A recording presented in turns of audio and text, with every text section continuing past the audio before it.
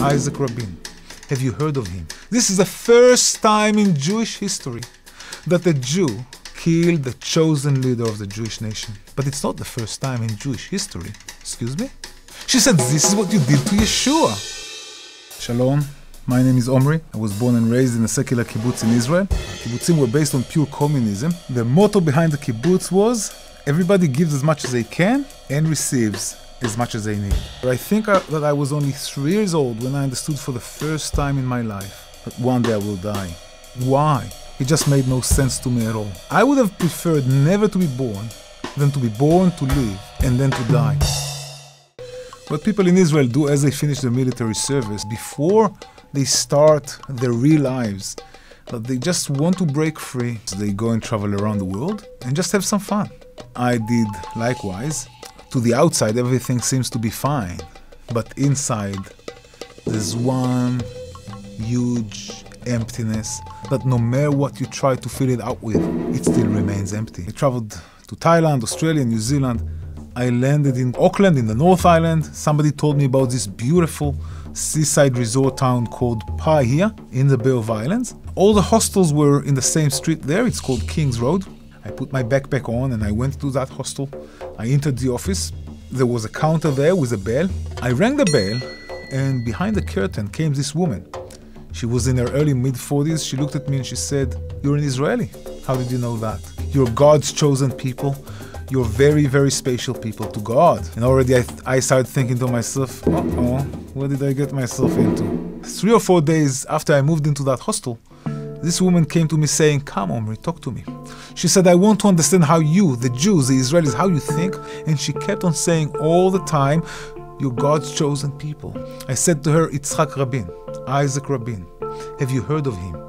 I said to her that Rabin was the head of the Israeli army in the most glorious war of modern-day states of Israel. And almost 30 years later, I said to her, another Jew, in the name of God, decided to assassinate him, for Rabin wanted to sign a peace treaty giving back land for peace.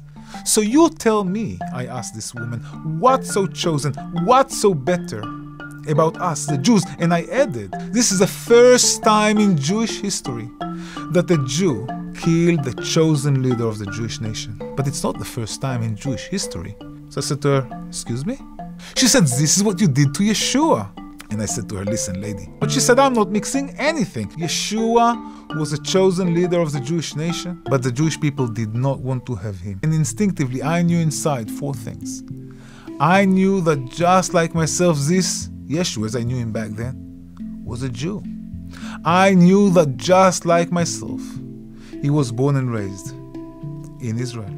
Even though I knew nothing about what he taught, I've heard sometimes before, somewhere, somehow, that he gave the world the highest moral code and ethics.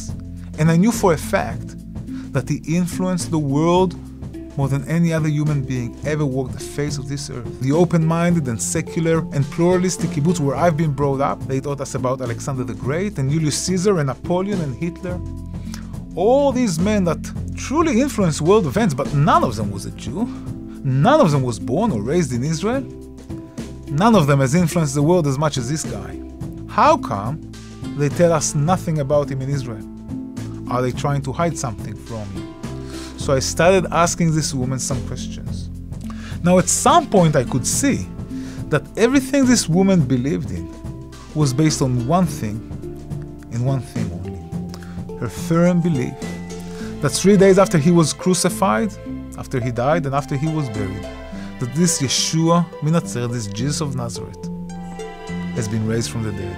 Surely if there's God in heaven who spoke this world into being, then it wouldn't be too complicated for him to raise someone from the dead if that's what he chose to do. Perhaps I could be raised from the dead too. Right away it took me back to the time I was only 3 years old. Why was I born? Perhaps this could be the key to unlock this mystery I had since I was a very young boy. I remember opening the Brit Chadasha, the New Testament. What I had in mind was that the New Testament was a Christian book. In fact, I thought it was the Christian manual for the persecution of the Jews, but what I read in the book of Matthew was the complete opposite. It is the reading of the Tanakh, the Old Testament, that convinced me beyond any doubt that Ieshua Jesus is a promised Jewish Messiah that was foretold by the Hebrew prophets in the Hebrew scriptures. Every page I turned in the Old Testament, I could see the Messiah. I knew Yeshua was a Messiah, and I had a great desire to share it with every Israeli I would meet.